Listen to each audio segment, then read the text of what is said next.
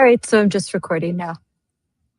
It's weird because it's like when doing the interviews with Fox or Newsmax, you just have to look at a camera and you have no idea what's going on or what it looks like. Now you know. Yes, I hate those interviews. That's why I try not to do them as much as possible. But I am in DC. I'm at the White House. This is behind me is Turtle Beach. I actually don't know why it's called that. I should look it up. But it's where all of the camera crews for the major networks, they stake out. This is like where they'll hang out all day just to wait and see if any news happens or if someone comes out to talk, what they call a gaggle. So then it's sunny out now. It was just raining.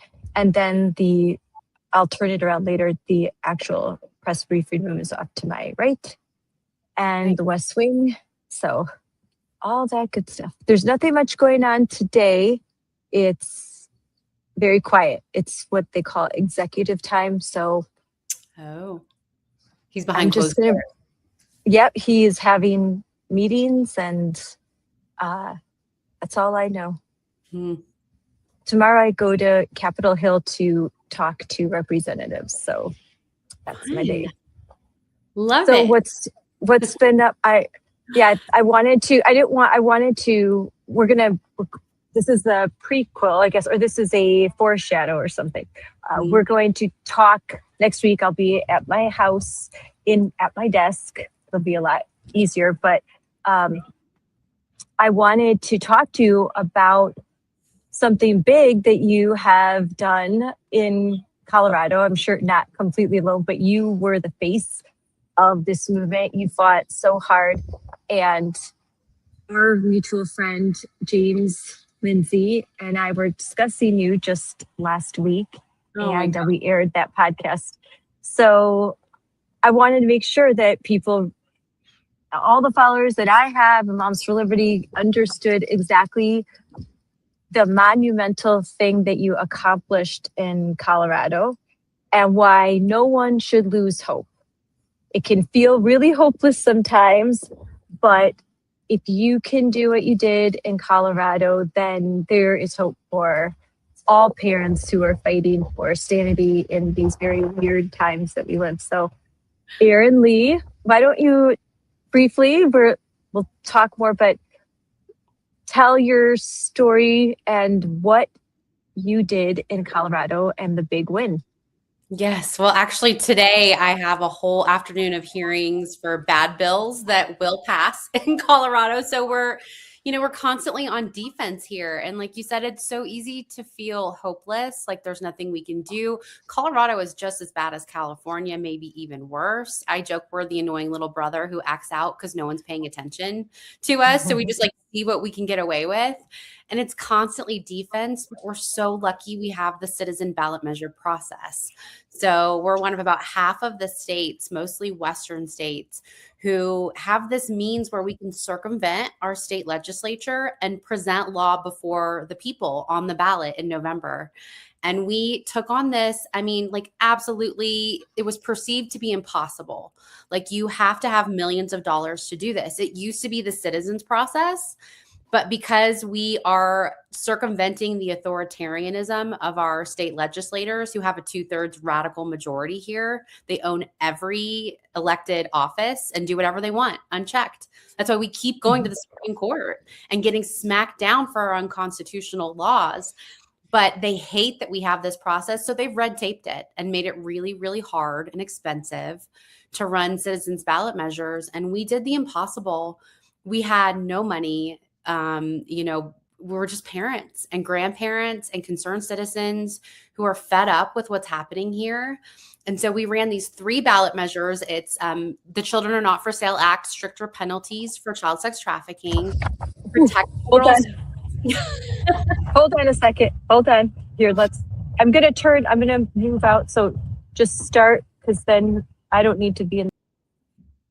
Oh, there we go. Okay.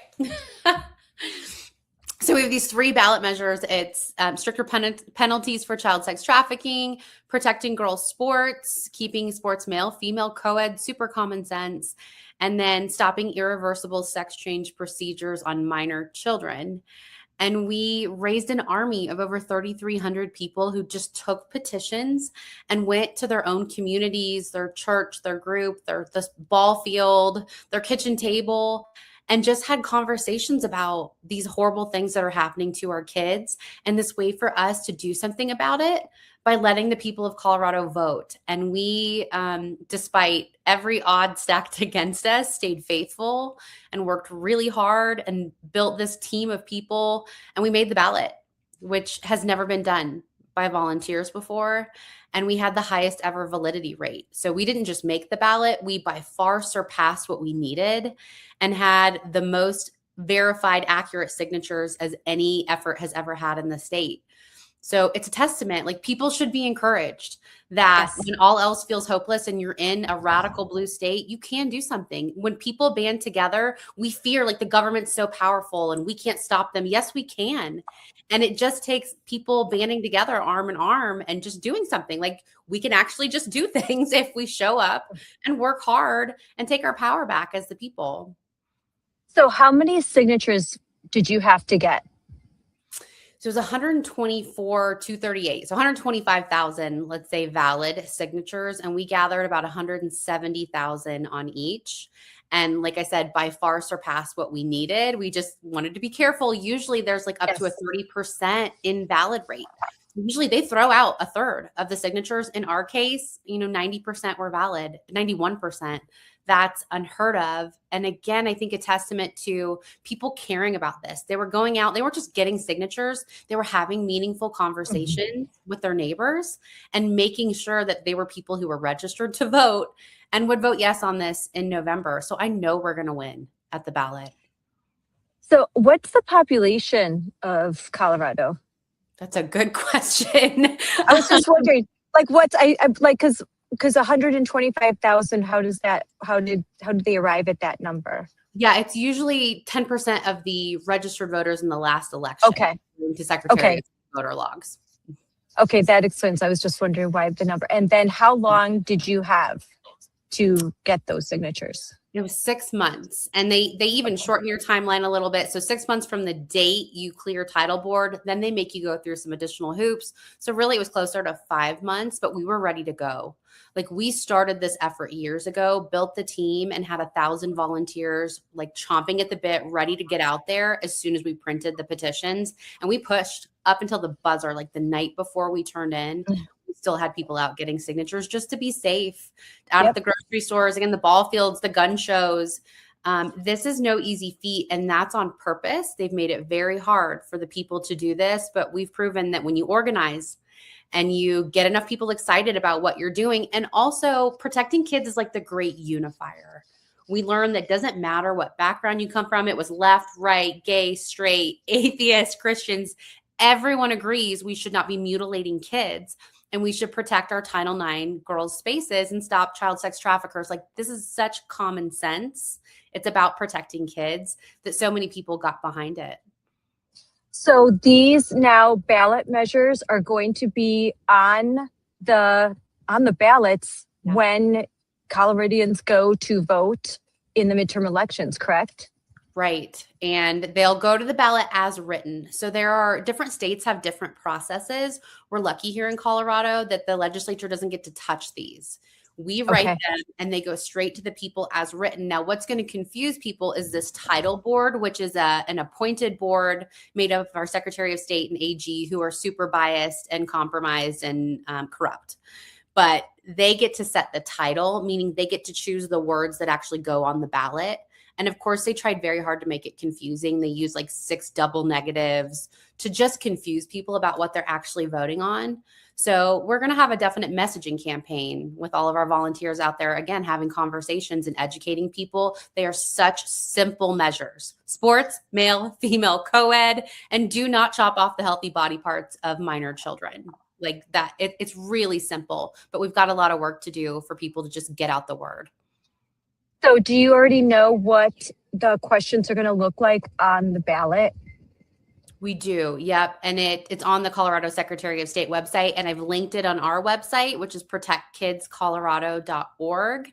And we welcome support from anyone, anywhere in the country. You know, our opposition has millions of dollars in their war chest. Our opposition is Planned Parenthood, Lambda Legal, the ACLU, One Colorado, who's millions of dollars in their bank account from all over the place, or the LGBTQ org. And they're already out there pushing their narrative, which is insane, that we're, violating their parental rights, and we're going to force genital inspections on children. So we're going to need money for messaging going into November to reach all those, low information, moderate voters who just aren't paying attention to these issues. Where can people donate? So just protectkidscolorado.org, O-R-G. Okay. And again, money can come from anywhere to support what we're doing in Colorado, because it affects all the other states. And I can't emphasize that enough. Like, this is not just a Colorado issue. Number one, we are the most child mutilation friendly state. Our doctors flood here from the states who've shut this down. 27 states have said, no, you cannot mutilate children.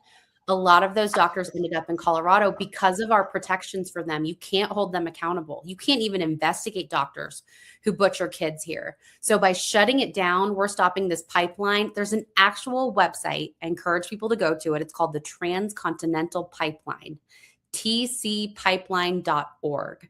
And this is an actual nonprofit organization that, like NBC News props up, that relocates children or pays families to bring their kids across state lines to be mutilated in Colorado. And we also have a law that forced taxpayers to pay for it. So any procedure for any trans-identified person is taxpayer funded. Insurance is forced to cover it. And there's a slush fund of our money that pays to mutilate these kids. So by shutting it down in Colorado, we're shutting down all the parents for all the people from all those other states who are funneling kids in here to be mutilated at our cost with our tax dollars. So it affects other states, not just a Colorado thing. That's crazy. That's really crazy. So and what you learned is that you'd have a big legal win, right? And as soon as you did, what did your governor do? What did your state representatives do? Did they say, oh, yeah, we're going to follow the law because we love our democracy? Yeah, I mean, we keep going to the Supreme Court. We're infamous for Jack Phillips, the cake baker, who was told you have to bake that cake. And then they came back at him with a trans cake. You have to bake this cake that celebrates my new gender identity. They just would not leave Jack alone. We now 3 times, Alliance Defending Freedom has struck down unconstitutional laws in Colorado. So preemptively, our legislators had already filed a bill that defies that. So the Childs v. Salazar decision said, no, you cannot force a counselor to transition a child. You cannot compel their speech. Speech does not equal conduct. What they do is talk, and you can't tell them what to say. And so the very next day, they've put an amendment into this bill that says, well, first of all, the bill is unlimited civil liability for counselors. So, for example, and it opens up anyone who hired the counselor. So if a parent hires a counselor to help their child be comfortable in their body, even if the child asks for it, 50 years later, that parent can be sued by the child, and the burden of proof is on the defendant. So the counselors and the parents and the employers who hire them to prove that they didn't hurt someone by helping them be comfortable in their biological sex. They basically, our legislature thumbed their nose at the Supreme Court and said, no, screw you. I know what you just said. We're going to do it anyway. And we're going to put it into law, even though you just struck down the last law. They presented an even worse one with unlimited civil liability. So this is going to keep harming kids. Unfortunately, we have to keep fighting them. But that's why the ballot measure is important, because they can't touch it. We are just going to undo all the damage they've done. Yeah, so they never stop. They just, as soon as something happens and you celebrate their life, the next day they try and figure out a way to keep this gravy train running. And it is a literal gravy train, as you've told me, that there are very prominent billionaires that live in your area. And are they not trans? They're men that pretend to be women.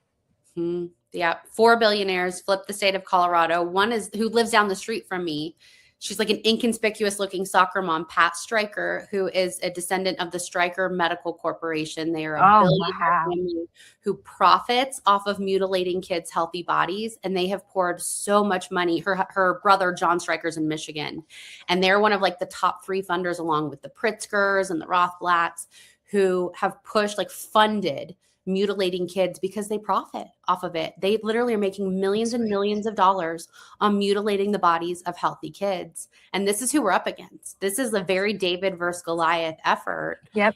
And we're winning though. Like they can throw all the money they want. If enough people band together, common sense will prevail. We just have to put in the work and stay faithful. Yep. Yep.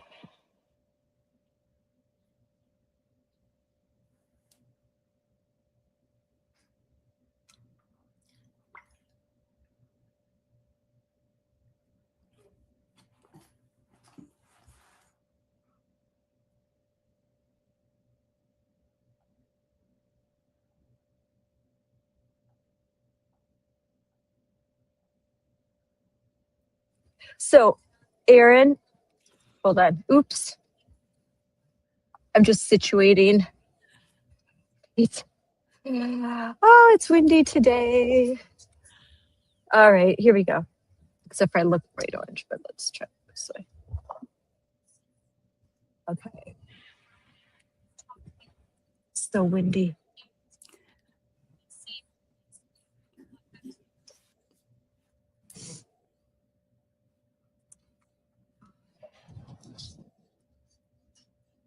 Can you hear me? Yep. Okay, good.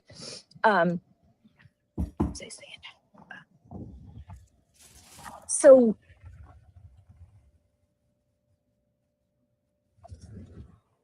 all right, I'm just going to go back to where I was because it's still windier that way. So I'm sure you're aware that just on April 17th, the Department of Education, Office of Civil Rights issued findings for 4 Kansas school districts. Now, this is a red state. Okay, so you think Kansas, what the heck? Like that, there shouldn't be these problems in Kansas. Like they've got it covered there. But there were 4 school districts, 4 very big school districts that were found to be in violation of Title IX and FERPA. So what's happening in Colorado does not stay in Colorado. Parents, just because you live in a red state doesn't mean you live in a sane state. You could be living in that blue area, or you could be like the parents of New Richmond, Wisconsin, living in a very red area that voted overwhelmingly for President Trump and fought very hard against the implementation of former President Biden's Title IX rewrite, the 1,500-page monstrosity that we fought so hard against. Even after all of that, a school district that secretly, behind closed doors, developed a policy that allowed boys and girls bathrooms, boys and girls shower rooms, that has gender support plans and keeps secrets from parents, all the things that you thought couldn't happen in my community, and it does. So what is your advice to parents, regardless if they live in a red state, blue state, a so-called red area, or their kids are in private school? You know, our public education system, let's start there, is deeply flawed from the top down, and it has been that way for decades. And so, you know, I get a lot that you're anti-teacher. I'm not. I'm anti a very broken system that good people are stuck in, both teachers and families. And I don't think parents understand that. Like, I was a public school kid. I went to public school. My husband did. We thought that's just what you do for your kids. I didn't know any better, but I've spent the last 5 years really digging in and researching, you know, critical theory and queer theory and what the unions have done in our education system. And that's the reality. The unions are in control. It is a trickle down problem, and it extends to every single state. You are not immune in rural Texas, in Nebraska.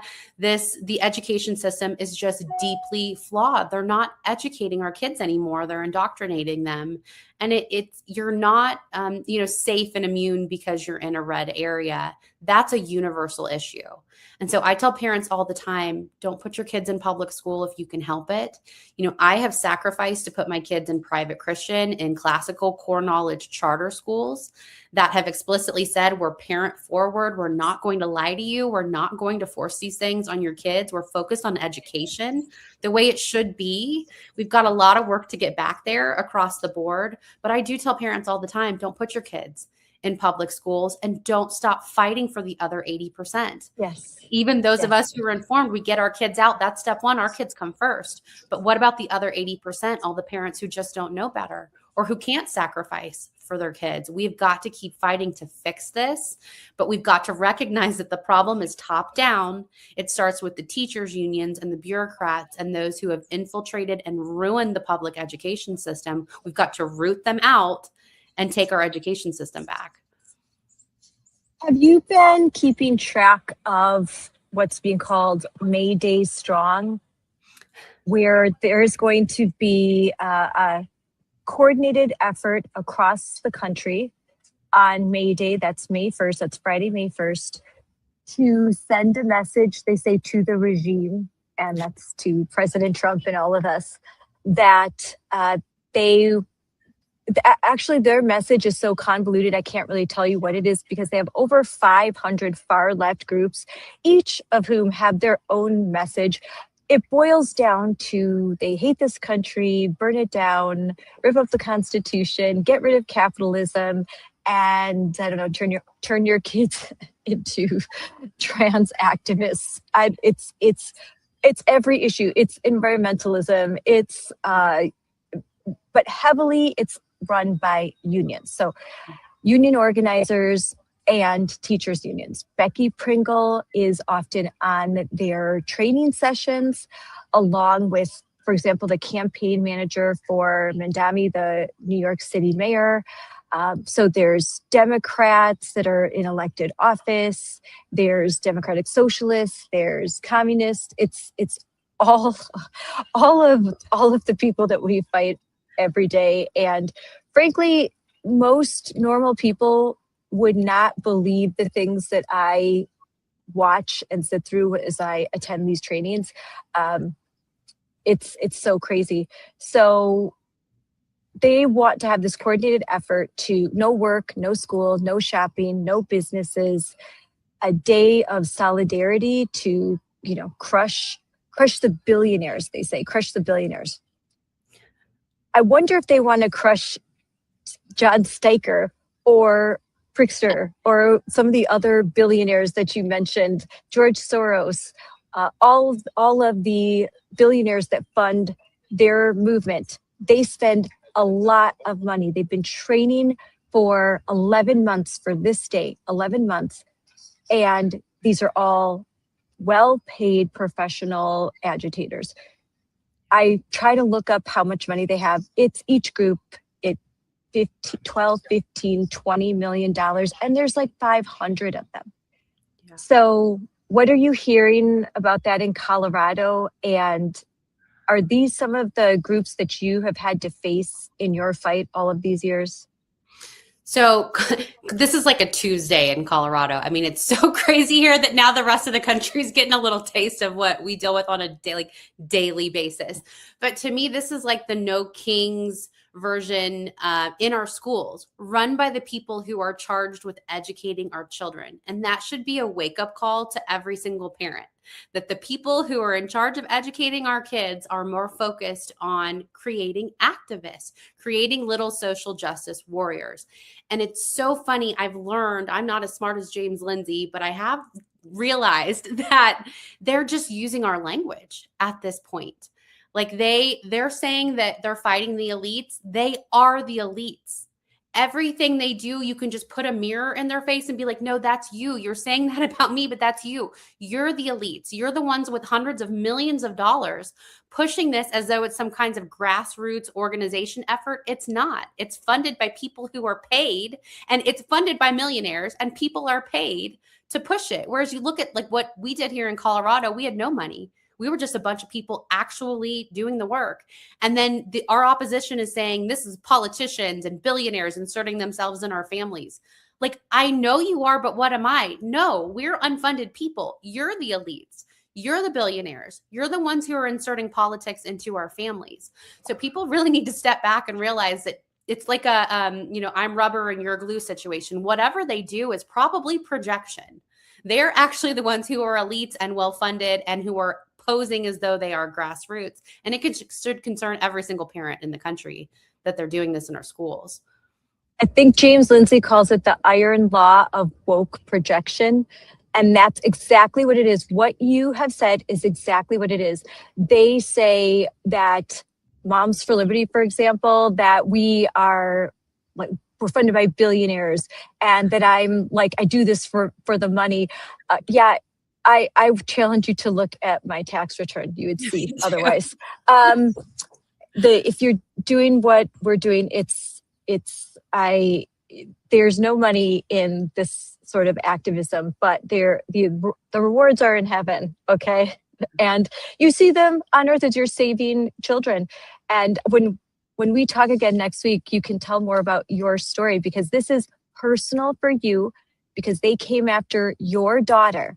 Yeah. And by the grace of God, you were able to save your daughter from the trans cult. So this is really personal for you, but that's the teaser. So tune in next week, because you've got a really emotional and incredible story that every parent needs to hear, because you faced it when it wasn't such a big conversation, right? When there weren't the resources to tell you, oh, this is what you do. There weren't the experts talking about it all the time. And so you are one of the reasons why we have the expertise we do now, why we have the legal precedent that we do now, and now why you can inspire other states that have where the citizens have the ability to bypass the governor, bypass their state leaders, and go straight to the people and put these measures on a ballot. In Wisconsin, I can't do that. I actually looked it up because I thought, oh my gosh, I want to do it in Wisconsin. But we do not have the ability to do this type of citizen activism. There's something else we can do. We can put a question out there, but basically it has no force of law. It just shows like the majority of people have this opinion. I mean, which is valid, but what you're doing has the force of law. What happens if your ballot initiatives are approved? If everyone comes out, if you're in Colorado and you're old enough to vote, get out to vote, and you win, what happens next? So we just need 50.01% of the vote. We need more than half of the people who turn in their ballot to do the right thing and practice common sense in our state. That's why I'm so confident that we will win. And it will topple the dominoes. I say all the time, gender ideology is a house of cards built on quicksand. And we're going to go in with these ballot measures and pull out a card from the bottom of the house, and you're going to watch it fall. And the opposition knows, they're terrified of these ballot measures. They're going to throw millions of dollars at us because they know that when we win by the will of the people, this is so much more significant than some legislator passing a law, which is great. 27 states have done it, and I'm grateful for that. None of them are blue states. So we're going to be the first blue state to say, no, enough. You cannot mutilate our kids. You cannot invade our girls' spaces. And I think we'll see dominoes fall in other states. Like Colorado is kind of a litmus test for how crazy you can get with your legislation. Well, we're going to twist it and run it the other way. We're going to be a litmus test for what the people can do, how we can push back, take our power back, and make really significant change. And this will be the first of many initiatives that we run. When we are successful, we're going to undo all the crazy that's been done here, and we're going to help other states follow suit. There is one other state that was successful in similar efforts, Washington State.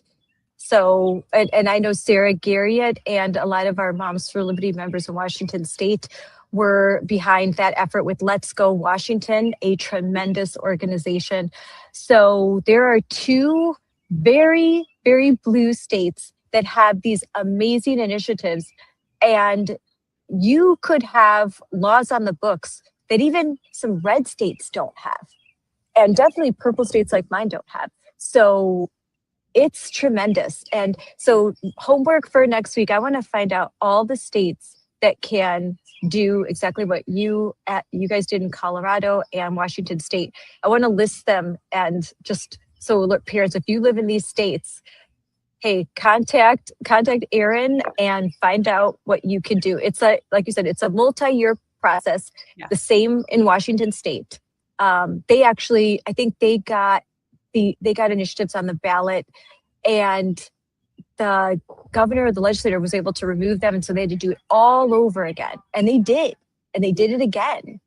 And so the tenacity of you parents is inspiring, and I think that it's easy to get discouraged. And social media clicks, it's all about, a lot of bad things happen, and we see what's happening in Washington State right now. Do you have some insight? Because a story that's going viral right now is, well, I believe a 15-year-old girl that's standing up for her sport.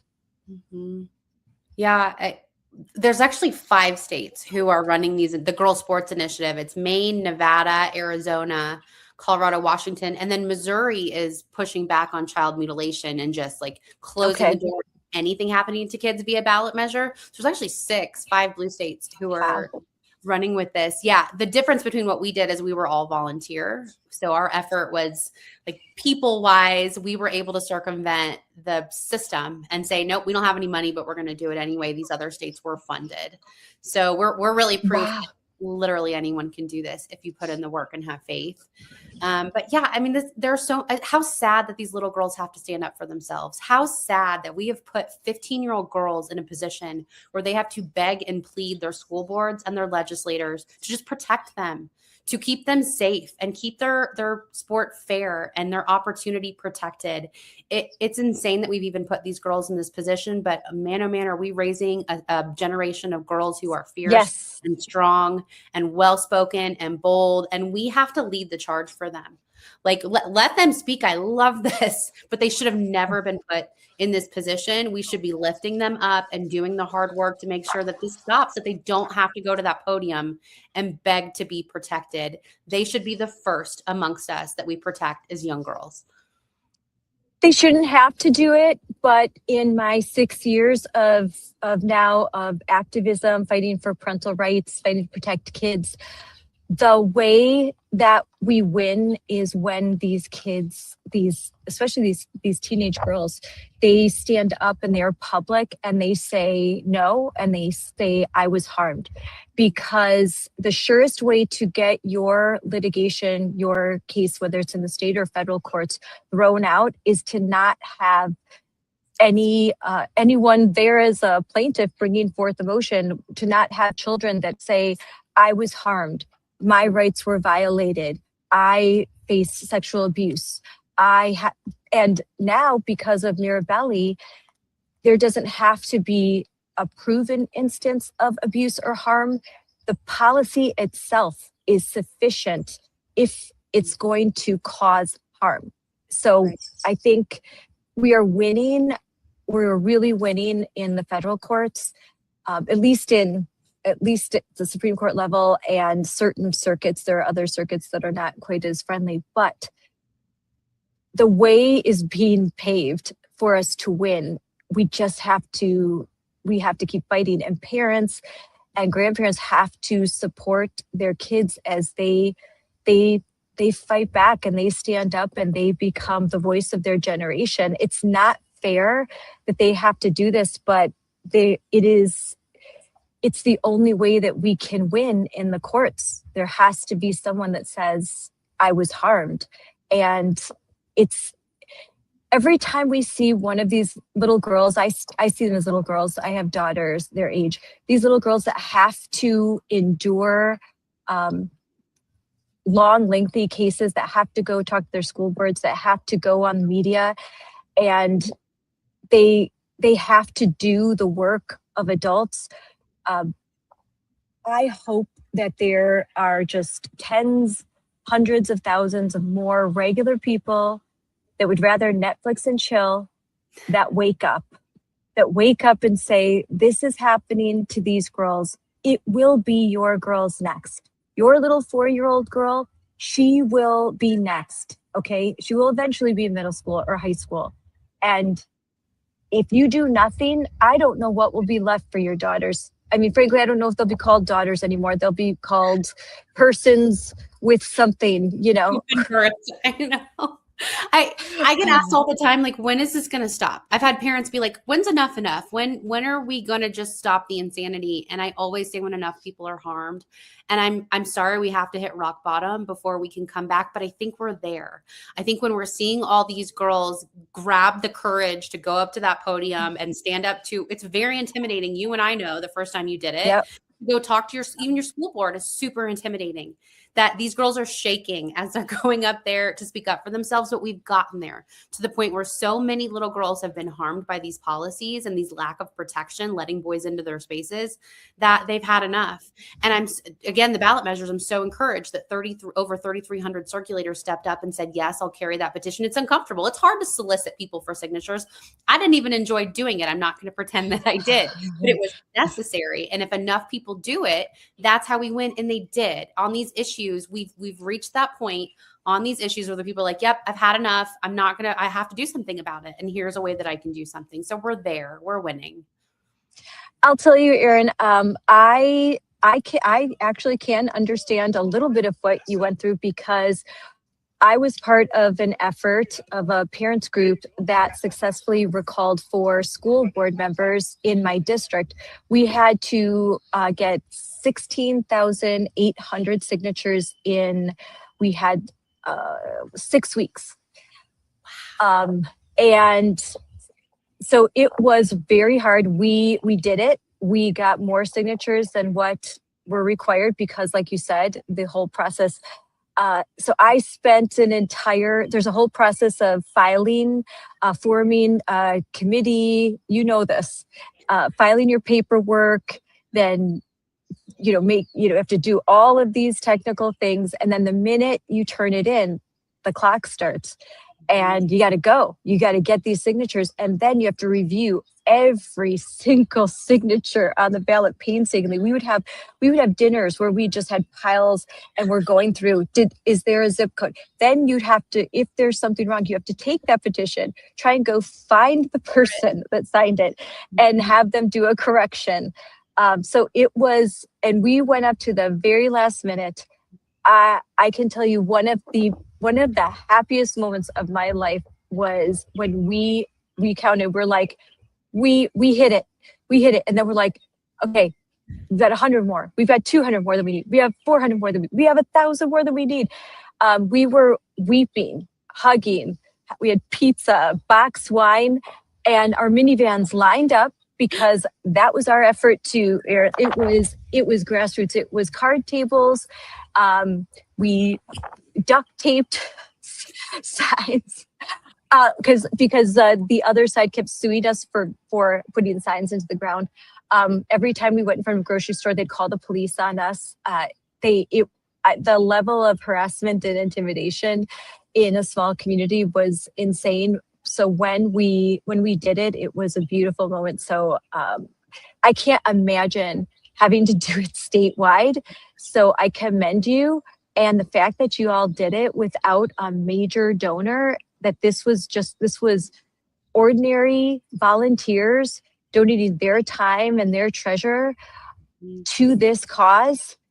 It's amazing. It's truly amazing. So I just, congratulations and thank you. Thank you so much for doing this. Oh, I love that you get it. Nothing worth doing is easy. And the reward is so much sweeter. You know, again, people who are Netflix and chilling, they got to take a petition and give 3-4 hours of their life and then be part of the victory, be on the winning team of accomplishing this monumental thing that we've done. The victory is so sweet. In fact, we're having a celebration event on May 7th for all the volunteers. And I keep saying it's like the second most exciting of my day of my life, my wedding, of what an accomplishment that we all get to celebrate together too, that it's not something I did, it's something we all did. It's really special, and it was worth it. It was hard work, but having gone through your effort, it's worth putting in the work and having faith that you can accomplish this, because you do really big things when you just believe in yourself and organize and just get everyday people to be part of it. Yeah, and my kids, because they were along the journey with me because they were younger, and they had to they were holding signs. My mom would be holding signs.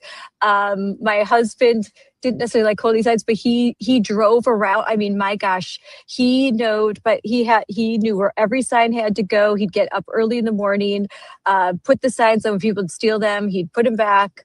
So it was like this huge family effort too. And I've seen your social media, and I know that this was a big family effort, that it wasn't just you, but your family made a lot of sacrifices, and they can celebrate with you. And I'm sure they look at you differently. They look at you like my mom's a hero. Well, we're raising strong kids, you and I both. I have a funny story. My son was out with us. We were just getting signatures on an ice rink, and he was holding the Protect Girls Sports sign. And a man walked up and was like, "This is disgusting." My son was 11 at the time.